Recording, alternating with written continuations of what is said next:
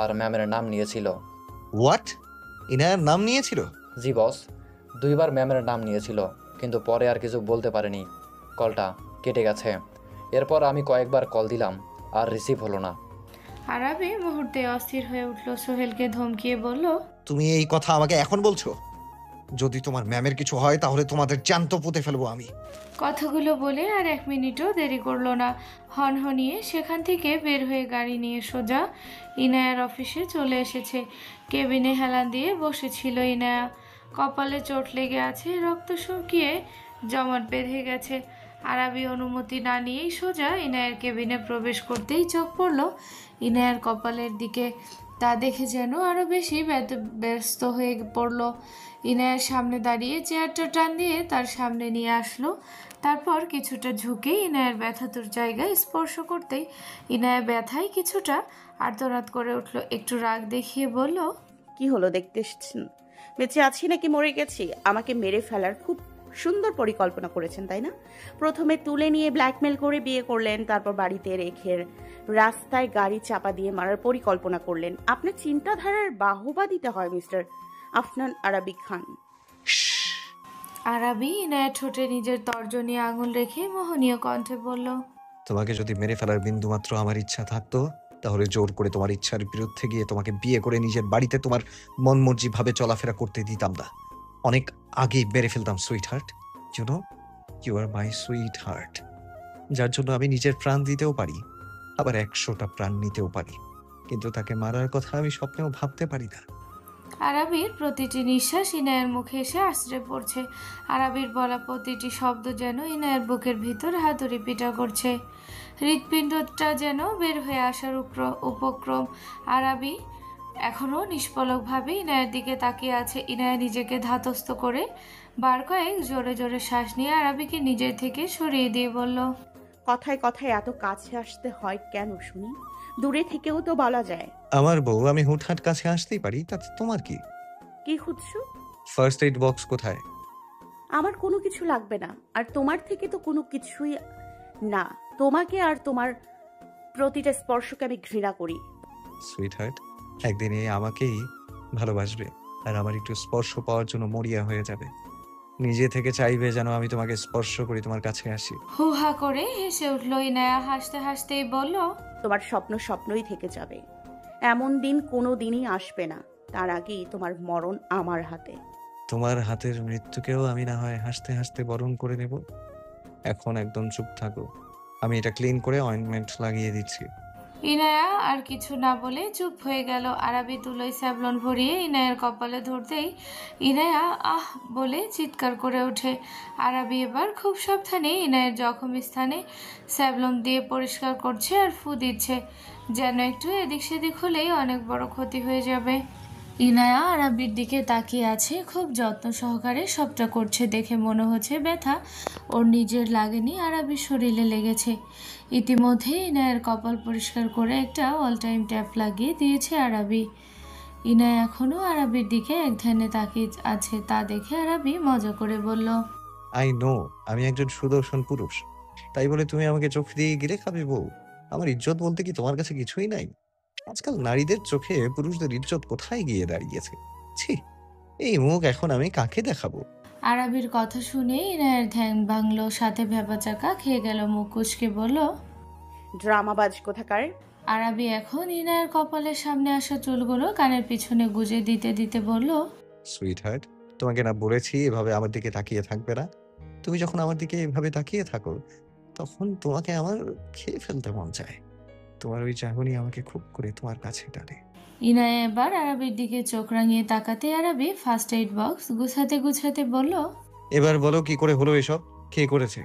আমি কি করে জানবো কে করেছে? সেটা তো আপনার ভালো করে জানার কথা। আপনি ভালো করে বলতে পারবেন কে আপনাকে গাড়ি চাপা দিয়ে মারতে চেয়েছিল। শুধু আল্লাহ চাইছিল বলে সময় মতো ব্রেক কষে বেঁচে যায়, তাও তো কপালে লেগেই গেল। আরাবি গভীরভাবে কিছু একটা ভাবতে ভাবতে বলল, এখন থেকে তুমি আর একা চলাফেরা করবে না, আমার গার্ডরা তোমার সাথে থাকবে। তার কোনো প্রয়োজন আমি মনে করছি না। আরাবি কিছু বলতে যাবে তার আগেই রাজীবের কল। ফোন রিসিভ করতেই ওপাশ থেকে যা শুনলো তাতে আরাবির চোখ মুখ রাগে রক্তিম বর্ণ ধারণ করেছে। আমি আসছি। কি হয়েছে? ইনায়া নড়ে চড়ে প্রশ্ন করলো। আরাবি থমথমে মুখে বলল, ফাহাদকে খুন করে ক্লাবের সামনে ফেলে রেখে গেছে। আমাকে এক্ষুনি বের হতে হবে। তুমি থাকো, আমি আসছি। আমিও যাব। আরাবি আর কিছু বলল না, দ্রুত বের হয়ে গেল। পিছু পিছু গেল ইনায়া। আরাবি গাড়ি ড্রাইভ করেছে, তার পাশেই বসে আছে ইনায়া। চোখে মুখে ফুটে উঠেছে এক রহস্যময় হাসি। ফ্ল্যাশব্যাক। ম্যাম, আপনি আসলে কি চাচ্ছেন? চাবি রিং ঘোরাতে ঘোরাতে ইনায়া বলল, একভাবে খেলতে খেলতে একঘেয়েমি লেগে গেছে রাজ, তাই এবার একটু দাবার চাল ঘুরিয়ে দিয়ে খেলবো। একেবারে খেলাটা হবে চোর পুলিশের মতো। আরাবির মনে হবে এই বুঝি আমাকে ধরে ফেলেছে, কিন্তু ধরতে পারবে না। তোমাকে যা বললাম তাই করো। এবার চলো শেষবারের মতো দেখে আসি কি অবস্থা। জড়সড় হয়ে বসে আছে ফাহাদ। শরীরে এক বিন্দু শক্তি নাই বললেই চলে। 3 দিন ধরে পেটে 1 ফুট পর্যন্ত পানি অবধি পড়েনি। কারো পায়ের প্রতিধ্বনি শব্দ হতেই চোখ তুলে সামনে তাকাতেই রাজের সাথে নতুন এক মুখে দেখা মিলল। ইনায়া ফাহাদকে দেখে রাজের উদ্দেশ্যে বলল, কি হলো রাজ, তুমি কি ভালো করে অতিথি সেবা করো নাই? রাজ মাথা চুলকাতে চুলকাতে বলল, করেছি তো ম্যাম। তাহলে এখনো চোখ তুলে তাকিয়ে থাকার শক্তি কোথা থেকে পায়? আমি সব বলে দিব। এইসবের পেছনে যে তুমি, আমি সব বলে দিব আরাবিকে। ফাহাদের কথা শুনে ইনায়া একটু শব্দ করেই হাসলো। তারপর রাজের উদ্দেশ্যে বলল, মৃত পথযাত্রীর শেষ আবদার অবশ্যই পূরণ করা হবে, কিন্তু সময় মাত্র 5 মিনিট। এই 5 মিনিটে তুই যা বলতে পারিস। রাজ রাজ ওর ফোনটা ওকে ফিরিয়ে দাও। ফাহাদ ফোন হাতে পেতেই ইনায়া বলল, তোর সময় শুরু হচ্ছে এখন। ফাহাদ ফোন হাতে পেতেই বার কয়েক আরাবিকে কল দিল, কিন্তু প্রতিবারই সুইচ অফ আসছে। রাজীবকে কল দিলেও সে রিসিভ করলো না। সময় যেন দ্রুত চলে যাচ্ছে। ফাহাদ ভাবছে কাকে কল দিবে। নিলয়কে কল দিবে ভাবতে ভাবতে সোহেলকে কল দিল। সোহেল কল রিসিভ করতেই ফাহাদ বলল, সোহেল, আরাবির ফোন বন্ধ কেন? আর রাজীবও কল রিসিভ করছে না, তাই তোমাকে কল দিলাম। তোমাকে কিছু বলার আছে, মনোযোগ সহকারে শোনো। ফাহাদ, তুমি কোথায়? হ্যালো সোহেল, শুনছো? ইনায়া, ইনায়া। ফাহাদের ভাগ্য এতটাই খারাপ যে ইনায়ের নাম বলতে বলতে 5 মিনিট ওভার হয়ে গেছে। রাজ ফাহাদের হাত থেকে ফোন ছিনিয়ে নিয়ে টেবিলের উপর রেখে দিল। ইনায়া এবার ফাহাদের কাছে গিয়ে চুলের মুঠি শক্ত করে ধরে মুখটা সামান্য উঁচু করে বলল, ব্যাড লাক, আজকে তোর ভাগ্য তোকে সুযোগ দিচ্ছে না। এখন ইনায়া একটু ভাবুক হলো, তারপর আবার বলল, আমি তোকে আর একটা সুযোগ দিব। তোকে এখন আমি মুক্ত করে দিব 5 মিনিটের মধ্যে। তুই যদি আমার চোখের আড়ালে চলে যেতে পারিস তাহলে তুই আমার থেকে মুক্ত, আর যদি না যেতে পারিস তাহলে দুনিয়া থেকে মুক্ত। রাজ ফাহাদের বাঁধন খুলে দিতেই শরীরের অবশিষ্ট শক্তিটুকু দিয়ে জোর খাটিয়ে সেই অন্ধকার রুম থেকে বের হয়ে গেল। কয়েক কদম যেতেই শরীর ছেড়ে দিচ্ছে, চলার শক্তিটুকু পাচ্ছে না। তারপরেও মনে জোরে এক দৌড় দিল। বেশ কিছুটা দূরে এসে দাঁড়িয়ে পড়ল। পা যেন আর চলছে না। পিছনে তাকিয়ে দেখলো কেউ নেই। মনে মনে খুশি হলো, এই বুঝি বেঁচে গেল। কিন্তু পর মুহূর্তে একটা গাড়ি এসে পাশে থামতেই ফাহাদ চমকে গেল। গাড়িটা উইন্ডো নামিয়ে ইনায়া বলল, 5 মিনিট হতে এখনো 30 সেকেন্ড বাকি। এখন ফাহাদ শুকনো এক ঢোক গিল। ইনায়া মুখে ফুটে উঠল হিংস্রতা। এখন আমার থেকে মুক্তি না পেলেও তোকে দুনিয়া থেকে চিরতরে মুক্তি দিব। পরপর 4টা বুলেট এসে ফাহাদের বুকে বিঁধল। সাথে সাথে মাটিতে লুটিয়ে পড়ল ফাহাদ। পিছন থেকে ইনায়ার লোকেরা ফাহাদের দেহটাকে তুলে নিল। ইনায়া নিজের হাতে থাকা রিভলভার দিয়ে জোরে জোরে নিজের মাথায় একটা বাড়ি মারল। তা দেখে রাজ বলল, ম্যাম, কি করছেন? তোমাকে যা বললাম আস্তে আস্তে তাই করো। রাজকে সম্পূর্ণটা বুঝিয়ে দিয়ে ইনায়া সোজা নিজের অফিসে চলে এসেছে। বর্তমান ফাহাদের লাশের সাথে একটা চিরকুট এসেছে। আরাবি একবার ফাহাদকে দেখে নিল। তার পাশে ইনায়া দাঁড়িয়ে আছে। চোখে মুখে বিষণ্ণতা দেখা গেলেও মনে মনে যেন পৈশাচিক আনন্দ হচ্ছে। আরাবি চিরকুট খুলে দেখলো, আজ থেকে অনেক দিন আগেই তোর আর তোর সাথীদের মৃত্যুর ঘন্টা বেজে গেছে, আর আমাকে হন্যে হয়ে খুঁজেও লাভ হয়নি। যতক্ষণ না আমি চাইছি ততক্ষণ কারো ক্ষমতা নাই আমাকে খুঁজে বের করার। ক্ষমতা থাকলে পারলে আমাকে খুঁজে দেখো। বিএম। আরাবির আগে কাগজটা মুছড়ে ফেলেছে। এই বিএম এর সূত্র ধরে খোঁজ খবর নিতে জানতে পেরেছিল। বিএম মানে ব্ল্যাক মাফিয়া, আর এটা সম্পূর্ণ সিক্রেট ব্ল্যাক মাফিয়া। আজ অবধি এই মাফিয়াকে কেউ দেখেনি, কেউ সঠিকভাবে জানেও না সে ছেলে নাকি মেয়ে, কিন্তু এতটুকু জানে শুধু সাংঘাতিক একটা মাফিয়া। আমাকে চ্যালেঞ্জ, এই আরাবিকে চ্যালেঞ্জ অ্যাকসেপ্টেড। আরাবির কথা শুনে পাশে থাকা ইনায়া সবার দৃষ্টির আড়ালে যেন মৃদু হাসলো। ফাহাদ মারা গিয়েছে আজ 3 দিন হয়েছে। ইনায়া তার বাবার দেওয়া শেষ চিহ্নটাও হারিয়ে ফেলেছে। সারা বাড়ি তন্ন তন্ন করেও কোথাও খুঁজে পায়নি। বাড়ি থেকে বের হতে পারছে না। ফাহাদের মৃত্যুর পর আরাবি বাড়ি থেকে কোথাও বের হয়নি, আর ইনায়াও বের হতে নিলে পিছনে আসায় বায়না জুড়েছে রাজকে যে বলবে সেই গোডাউনে গিয়ে খোঁজ চালাতে, যদি ভালো করে না খুঁজেই বলে পায়নি, তাই আর রাজকেও বলা হয়নি। ইনায়া বসে বসে ভাবছে আজকে যে করেই হোক বাড়ি থেকে বের হতে হবে। এদিক সেদিক পায়চারি করছে। আরাবি খাটে হেলান দিয়ে শুয়ে আছে।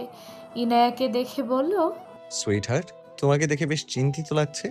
কিছু কি হয়েছে নাকি কিছু হারিয়ে ফেলেছো?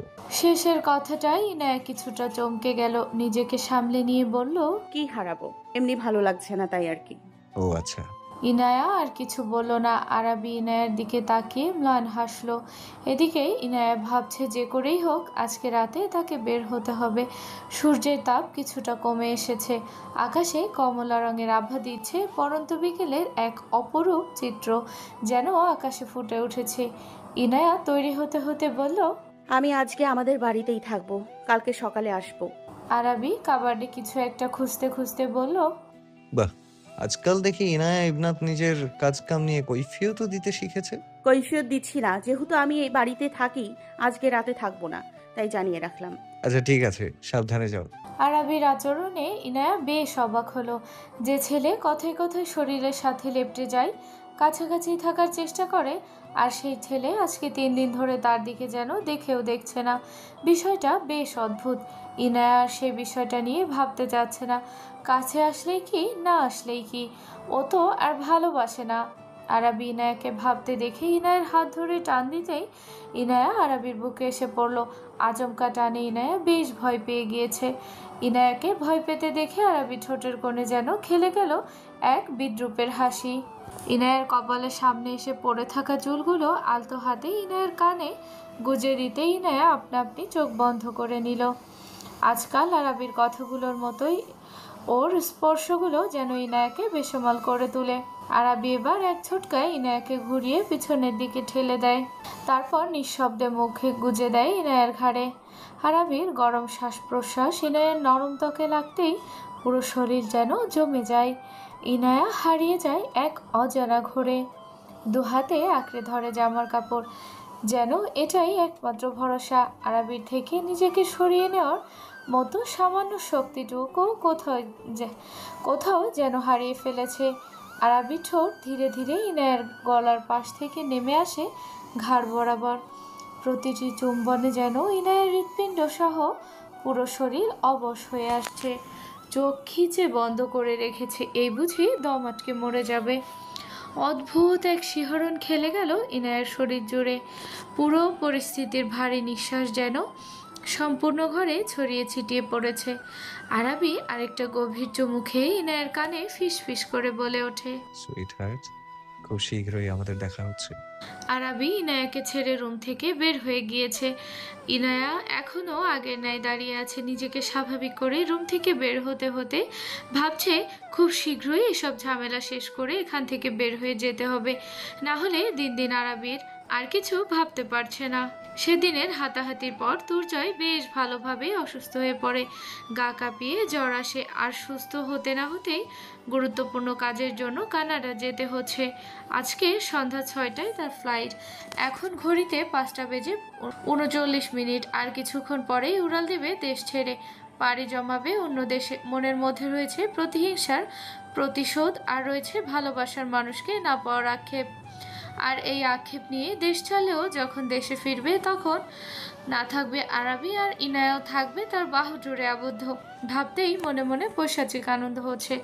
অনেক দিন হয়েছে ইনায়ার বাইক রাইড করা হয় নাই। প্রথমে ভেবেছিল শুধু গোডাউন থেকেই ঘুরে আসবে, পরে ভাবলো বহুদিন হয়েছে রাতের শহরে বাইক রাইড করা হয় না, তাই নিজেকে সেভাবেই তৈরি করে নিল। ইনায়ার পরনে স্লিম ফিট সাদা রঙের ক্রপ টপস, তার উপরে লেদারের বডি ফিটিং জ্যাকেটের সাথে মিলিয়ে কোমরের নিচে লেদারের স্কিন ফিট প্যান্ট, কোমরে মোটা এক চামড়ার বেল্ট যার এক পাশে ঝুলছে গান হোলস্টার, আরেক পাশে চকচকে রূপালি চেইন, পায়ে হাঁটু পর্যন্ত black high heeled combat boots যার জিপার এক পাশে খোলা ও বন্ধ করা যায়, কানে ছোট্ট সাদা পাথরের টপ, চুলগুলো সাইড করে বাঁধা, ঠোঁটে ডার্ক ওয়াইন লিপস্টিক আর মুখে হালকা স্মোকি মেকআপ। এতেই দেখতে যেন অসম্ভব সুন্দর লাগছে। ইনায়া নিজেকে আরও একবার ভালোভাবে আয়নায় দেখতে দেখতে ফিঙ্গারলেস লেদারের গ্লাভস পরে নিল। রুম থেকে বের হওয়ার আগে কানে যুক্ত করে নিল ছোট্ট একটা ব্লুটুথ কথার বলার সুবিধার্থে। তারপর হেলমেট নিয়ে কক্ষ থেকে বের হয়ে আসলো। হলরুমে আসতেই দেখলো রাজ সম্পূর্ণ তৈরি হয়ে আছে। ইনায়া ভ্রু কুচকে বলল, তুমি কোথায় যাচ্ছ? রাজ ইনিয়ে বিনিয়ে বলল, ম্যাম আজকে শুধু আপনি না, পুরো গ্যাং আপনার সাথে রাইড দিবে। ইনায়াও আর দ্বিরুক্তি করলো না, গ্যারেজ থেকে বের করে নিল তার পছন্দের হার্লি ডেভিডসন আয়রন 883, যা সে গত বছরে মেক্সিকো থেকে ইম্পোর্ট করে বাংলাদেশে আনিয়েছে। এবার দিয়ে এই বাইকে তার পঞ্চমবারের মতো ওঠা। ইনায়া বাইক স্টার্ট দিয়ে বের হতেই তার পিছনে বের হয়ে গেল রাজ। কিছু দূর আসতেই ইনায়ার গ্যাংয়ের সবাইকে দেখা গেল। ইনায়া রাজকে আগে থেকে বলেছিল হাইওয়ের ওখানে দাঁড়িয়ে থাকতে, আর সে গোডাউনে গিয়ে খুঁজে দেখবে। সেই অনুযায়ী ইনায়া গোডাউনে এসেছিল, হাতে টর্চ লাইট, সারা রুম খুঁজে চলছে। মন তো বারবার বলছে এখানে পাবে, কিছুটা হতাশ হলো। কি হলো, এটা খুঁজছিলে? পিছন থেকে কারো গম্ভীর কণ্ঠস্বর কর্ণঘার হতেই ইনায়া পিছন ফিরে তাকালো। ইনায়ার সম্পূর্ণ মুখ হেলমেট দিয়ে আবৃত। সামনে থাকা মানুষটিকে দেখে ইনায়ার চোখ যেন কপালে উঠল। অপ্রত্যাশিত জায়গায় অপ্রত্যাশিত মানুষকে কোনোভাবেই আশা করেনি। আগত লোকটি ইনায়ের সামনে এসে লকেট সহ চেইনটি মেলে ধরে বলল, আপনি হয়তো এইটাই খুঁজছিলেন, মিস সিক্রেট ব্ল্যাক মাফিয়া ওরফে ইনায়া ইবনাথ। ইনায়া নিজেকে ধাতস্থ করে আগত লোকটির হাঁটু বরাবর একটা লাথি মেরে হাত থেকে চেইনটি নিয়ে দৌড়ে বের হয়ে পড়ে। হঠাৎ আক্রমণে আগত লোকটি একটু হিমশিম খেয়ে গেলেও পরে নিজেকে সামলে নিয়ে ইনায়ার পিছনে ছুট লাগায়। Hey stop Inaya, I say stop. আমার হাত থেকে তুমি আর কোনোভাবেই পালাতে পারবে না। ইনায়া তখনে তার বাইক স্টার্ট দিয়ে হাই স্পিডে চালাচ্ছে। তার পিছনে আগন্তুক নিজের বাইক হাই স্পিডে ধাওয়া করছে। পিছনে রয়েছে আরও 100টার মতো বাইক। ইনায়া এবার একটা হাইওয়ের সামনে এসে থামলো। তার পিছনেও রয়েছে তার গ্যাংয়ের সদস্যরা। আগন্তুকও নির্দিষ্ট দূরত্ব রেখে বাইক দাঁড় করালো। ইনায়া এতক্ষণে তার হেলমেট খুলে হাত দিয়ে চুলগুলো খুলে এলোমেলো করে দিল। হালকা বাতাসে চুলগুলো কিছুটা উঠছে, চোখে মুখে খেলে যাচ্ছে মৃদু হাসি। হাসি মুখে ইনায়া সামনে থাকা আগত ব্যক্তিকে বলল, hey, nice to meet you, Afnan Arabi Khan. আপনার সাথে সাক্ষাৎ হয়ে ভালো লাগলো। আরাবি মাথা থেকে হেলমেট খুলে চুলগুলো হাত দিয়ে হালকা ঝাঁকা দিল। আরাবির পরনেও রয়েছে কালো রঙের একটি স্টাইলিস্ট জ্যাকেট, তার সাথে রয়েছে কাদো কনুইয়ের বুলেট প্রুফ প্যাড, হাতে কালো রঙের গ্লাভস, বাজ পাখি নাই তীক্ষ্ণ চাহনি। ইনায়া পালিয়ে যাওয়ার মেয়ে না। আরাবি শিথিল হাসলো, তারপর বলল, কিন্তু পেছন থেকে আক্রমণ করে, তাই তো? ইনায়ার মুখের হাসি চওড়া হলো। আমি খুন করার পর চৈতাবনী দিয়েছিলাম মিস্টার খান। মূলত আমার কামটাই সিক্রেট। আরাবি হাসলো, ধীর পায়ে ইনায়ের কাছে আসলো। পিছন থেকে আরাবির দিকে বন্দুক তার করা হলেও ইনায়ের হাতের ইশারায় তার নিচে নামিয়ে ফেলে। আরাবি একবার ইনায়ের কাছে চলে এসেছে। ইনায়ার লিপে বৃদ্ধাঙ্গুল রেখে লিপ স্লাইড করতে করতে ঘোর লাগা কণ্ঠে বলল, sweetheart, your lips are very attractive. মন তো চাই এই ঠোঁটের উষ্ণতায় হারিয়ে যায়। ইনায়া আরাবির পায়ে পাড়া দিয়ে একটু দূরে সরে এসে দাঁড়িয়ে বলে, ইনায়ার ঠোঁটের উষ্ণতায় না হারালেও ইনায়ার রিভলভারে উষ্ণতায় দুনিয়া থেকে হারিয়ে যেতে হবে। Dark mafia mister Afnan Arabi খান।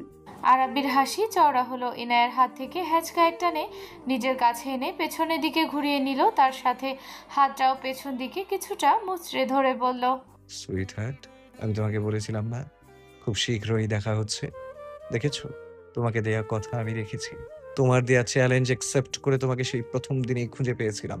শুধু এই 3 দিন চুপচাপ ছিলাম তোমাকে হাতে নাতে ধরবো বলে। তাই ইনায়া মুচড়ামুচড়ি করতে করতে হিস হিসিয়ে বলল, যাক, এইবার তাহলে আর লুকোচুরি খেলতে হবে না। সামনাসামনি থেকে বেশ খেলা জমবে এবার। আর একটা খুনও তুমি করবে না। পরপর 3টা খুন করেছো। আমার ভাই, আমার বন্ধু। ইনায়া হাসতে হাসতে দাঁতে দাঁত পিষে বলল, তোমার রক্তে যতক্ষণ না নিজের হাত রাঙাবো ততক্ষণ অবধি আমাকে কেউ এই খুন করা থেকে থামাতে পারবে না। আরাবি এবার ইনায়ের ঘাড়ে টিপলি এক চুম্বন করে কানের কাছে ফিসফিস করে বলল, তুমি চাইলে এক্ষুনি আমাকে খুন করে আমার রক্তে নিজের হাত রাঙাতে পারো, কেউ তোমাকে কিচ্ছু বলবে না। স্বয়ং এই আফনান আরাবি খান হাসতে হাসতে তার জীবন দিয়ে দেবে। তারপরেও এইবার এই প্রতিশোধ নেওয়ার জিদ ছাড়ো।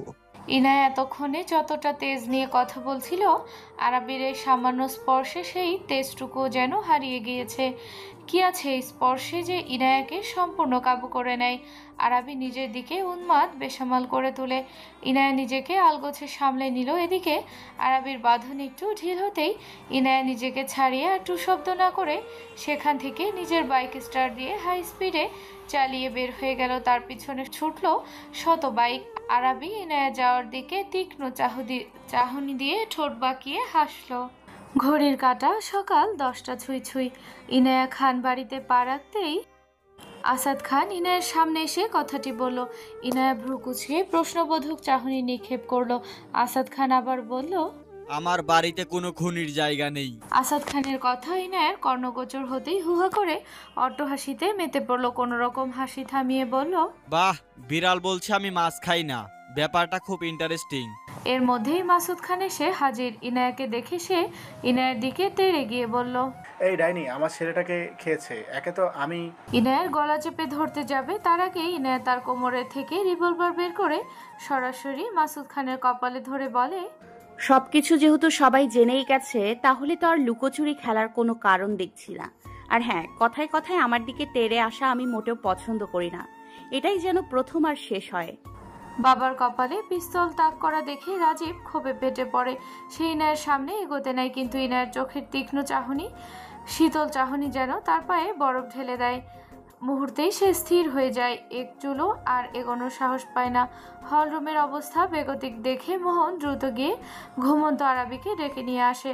আসাদ খান আরাবিকে আসতে দেখে, আসো আসো, আমার গুণধর ছেলে, যে কিনা খাল কেটে কুমির এনেছে আমাদের মারার জন্য। বাইরে থেকে একে একে খুন করছিল, তা যেন সহ্য হচ্ছিল না, তাই বউ সাজিয়ে ঘরে তুলে এনেছে, যেন শান্তিমতো সবাইকে খুন করতে পারে। কুমির? দুলাভাই, বাগ্নে বাড়িতে কুমির এনেছে। বেশ উত্তেজিত হয়ে কথাটি বলল মোহন। আসাদ খান চ জাতীয় শব্দ করে বিরক্ত হয়ে বলল, আর একটা কথা বললে আমি এখনই তোকে সেই কুমিরের কাছে ছেড়ে আসবো মদন। মোহন ঠোঁটে আঙুল রেখে চুপ হয়ে দাঁড়িয়ে আছে। এতক্ষণে আরাবি চুপচাপ সবকিছু দেখছিল। এবার সোফায় পায়ের উপর পা তুলে বসে বলল, এবার বলো, কি সমস্যা তোমাদের? যে মেয়ে তোমার ভাই আর বন্ধুকে খুন করেছে তুমি এখনো তাকে বাঁচিয়ে রেখেছো। সব কিছু জানার পরেও তুমি এখনো তার এক চুল পরিমাণ ক্ষতি করো নাই। ওকে তো আমি। কথাটি বলতে বলতে মাসুদ খান আবার ইনায়ের দিকে তেড়ে গেল।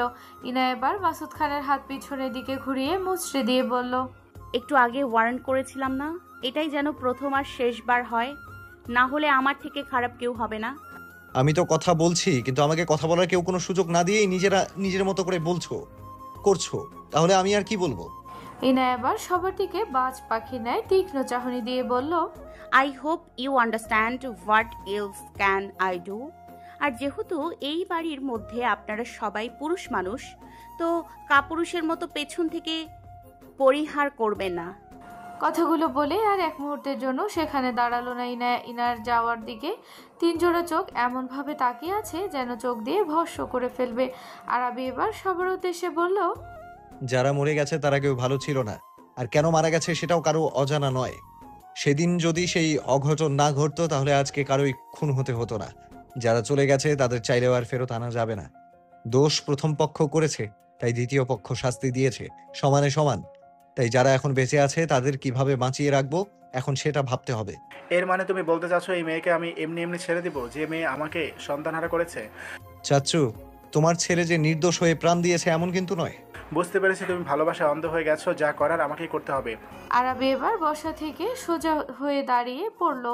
বউটা যেহেতু আমার, তাই তার ভালো মন্দ সব দেখার দায়িত্বটাও আমার। আর ওর কি শাস্তি দিতে হবে না হবে সেটাও না হয় আমিই ভাববো। কেমন? আরাবি সিঁড়িতে এক পা রাখতে গিয়ে আবার পিছনে ফিরে তাকালো, তারপর বাজ খাই গলায় বলল, আমার উপস্থিতিতে যদি আমার বউকে কেউ কোনো ক্ষতি করার চেষ্টা করো, তাহলে বাকি কথা নাই বললাম। কারণ আমি কি করতে পারি আর না পারি তা তোমাদের থেকে ভালো আর কেউ জানে না। খাটে হেলান দিয়ে কপালে হাত ঠেকিয়ে চোখ বন্ধ করে শুয়ে আছে ইনায়া। আরাবি বাহিরে থেকে এসে সোজা ওয়াশরুমে চলে গেছে ফ্রেশ হতে। ওয়াশরুমের দরজা জোরে লাগানো শব্দে ইনায়া একবার চোখ খুলে ঘাড় কাত করে এক নজর সেদিকে দেখে আবার আগে নেয় শুয়ে রইল। মাথায় হাজারো চিন্তা ঘুরপাক খাচ্ছে। সব থেকে বড় চিন্তা ইনানকে নিয়ে। বাবা মা, বেস্ট ফ্রেন্ডের মতো বোন মারা যাওয়ার পর একমাত্র আপন বলতে এই ভাইটাই আছে। আর ওর যদি না থাকে তাহলে এই বড় পৃথিবীতে ইনায়ার নিজের বলতে আর কেউ থাকবে না। কেউ না, এই বাড়ির একটা সদস্যকেও বিশ্বাস করে না। ওর ক্ষতি করতে না পারলেও ওর ভাইয়ের ক্ষতি করতে একবারও ভাববে না। আজকে থেকে ইনানের সিকিউরিটি আরও কড়া করে দেওয়া হয়েছে। 2 মাস, এই 2 মাস ঠিকঠাকভাবে কাটলেই আর কোনো চিন্তা নেই। নিজের জীবনের মায়া তো সেই কবেই ত্যাগ করেছে, শুধু ভাইটার জন্য একটা পিছুটান রয়ে যায়। ইনায় ভেবেছে এই 2 মাস সে একেবারে শান্ত থাকবে। ঝড় হওয়ার আগে যেমন প্রকৃতি শান্ত থাকে ঠিক সেভাবেই শান্ত থাকবে। তারপর হুট করেই একদিন সব লণ্ডভণ্ড করে দিবে। কারো ঠান্ডা হাতের স্পর্শ পেতেই নেয়া ভাবনার সুতো কাটে। কিছুটা চমকে সামনে থাকা মানুষটির দিকে তাকাতেই মেজাজ বিগড়ে যায়। আরাবি তার দিকে তাকিয়ে মিটি মিটি হাসছে। এ কোন ধরনের অসভ্যতা? আমি কথায় কথায় শরীর ছোঁয়ার কি আছে? আরাবি খাটে উঠে ইনায়ের কোলে মাথা রাখতে রাখতে বলল, আমার বউ আমার ব্যক্তিগত সম্পদ। আমি ছুঁয়ে দেবো নাকি ছুঁড়ে ফেলবো সেটা একান্তই আমার ব্যাপার। ইনায়া আরাবিকে সরিয়ে দিতে উদ্যত হতেই আরাবি আরও দৃঢ়ভাবে তার কোমর জড়িয়ে ধরে। মুহূর্তেই সে মুখ গুজে দেয় ইনায়ের উন্মুক্ত পেটে। আরাবির গাঢ় ভারী নিঃশ্বাস যখন উষ্ণভাবে পড়তে থাকে ইনায়ের পেটে, ইনায়ের শরীর কেঁপে ওঠে এক অবক্ত শিহরণে। আরাবি ইনায়াকে আরও বিব্রতকর অবস্থায় ফেলার জন্য ইনায়ের উন্মুক্ত পেটে না ঘষতেই তার শরীর বেয়ে যায় বৈদ্যুতিক রেখার মতো শিহরণ। ইনায়ের চোখে অজান্তেই বুঝে আসে, অষ্টধয়গুলো মৃদু কেঁপে ওঠে আর শরীর বেয়ে নেমে যায় অনুভূতির তীব্র এক ঢেউ। আরাবি মাথা তুলে দেখে ইনায়া চোখ বন্ধ করে মৃদু কাঁপছে। তা দেখে সে আলগোছে ইনায়া থেকে সরে আসে। ইনায়া এখানেও আগের ন্যায় চোখ বন্ধ করে বসে আছে। তাই দেখে আরাবি ঠাট্টার ছলে বলল, সুইট হার্ট, তুমি কি চোখ বন্ধ করে এখন আমার গভীর স্পর্শের অপেক্ষা করছো? ইনায়া ঝটপট চোখ খুলে দেখে আরাবি তার থেকে সামান্য একটু দূরত্ব রেখে বসে আছে। ওর দিকে তাকিয়ে হাসছে ইনায়া। তাই দেখে রাগে গজগজ করতে করতে বলল, গভীর স্পর্শ মায়ের জুতা। এরপর যদি আমাকে ছুতে আসো তাহলে খুন করব। কোমরে রাখা রিভলভার হাতে নিতে গেলে নাই। আরাবি সেটা সামনে ধরে বলল, এটা করছিলে বউ? আর এসব কি সব ইংলিশ বলছো? তুমি যদি ভুলভাল ইংলিশ বলো তাহলে বাচ্চারা কি শিখবে? ইনায়া আরাবির থেকে রিভলভারটা নেওয়ার চেষ্টা করছে আর বলছে, আর ওটা এক্ষুনি আমাকে ফেরত দাও, না হলে আমি কিন্তু কিন্তু কিন্তু কি সুইট হার্ট? অসহ্য। আরাবি চুপ করে ইনায়ের গালে চুমু খেয়ে রিভলভার আঙুলের সাহায্যে ঘুরাতে ঘুরাতে বের হয়ে গেল। আর ইনায়া গালে হাত দিয়ে অবাক চোখে আরাবি যাওয়ার পানে তাকিয়ে আছে। সন্ধ্যার সময় হলরুমে বসে আছে আসাদ খান। মাসুদ খানের শরীর খারাপ, তাই রুমেই শুয়ে আছে। মোহন চায়ের কাপ আসাদ খানের হাতে দিতে যাবে, ঠিক তখনই ছো মেরে ইনায়া চায়ের কাপটা নিয়ে নিল। চায়ের কাপে চুমুক দিতে দিতে বলল, মামা, চায়ের মধ্যে কি আবার বিষ মিশাই দিছেন নাকি? মোহন সবগুলো দাঁত বের করে বলল, না পুতুল বউ, চিনি আর চা পাতা দিছি। দুলাভাই তো দুধ দিয়ে কখনো চা খায় নাই। যদি দুলাভাই বলে তাহলে আমি বানাই খাওয়াতে পারি। আসাদ খান রাগে চোখে মোহনের দিকে তাকালো। ইনায়াকে দেখে হাসতে হাসতে বলল, মামা, একদিন বানায় খাওয়ান, দেখবেন আপনার প্রশংসা ভরিয়ে দিচ্ছে। মোহন আসাদ খানের দিকে তাকিয়ে বলল, দুলাভাই আপনি কি বলেন, দিব নাকি? আসাদ খান বিড়বিড় করে বলল, মন তো চায় এ দুটোকেই বিষের সাগরে চুবিয়ে মারি, কিন্তু এমন কোনো সাগর নেই, আফসোস। ইনায়ার ফোনে অন্য নাম্বার থেকে কল আসতে ইনায়া চায়ের কাপ মোহনের হাতে দিয়ে চলে গেল। কল রিসিভ করতেই, হ্যালো আপু। কে? আপু, আমি রাহা। ওই দিন রেস্টুরেন্টে পরিচয় হলো।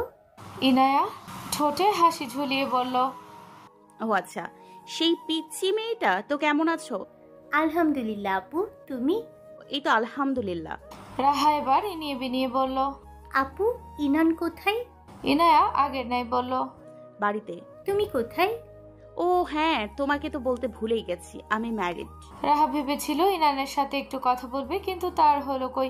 বিষণ্ণ মন নিয়ে বলল, ও আচ্ছা আপু। ইনায়া কিছুটা বিষয়টা বুঝতে পেরে মজার ছলে বলল, আমার সাথে কথা বলতে বুঝি ভালো লাগছে না তোমার?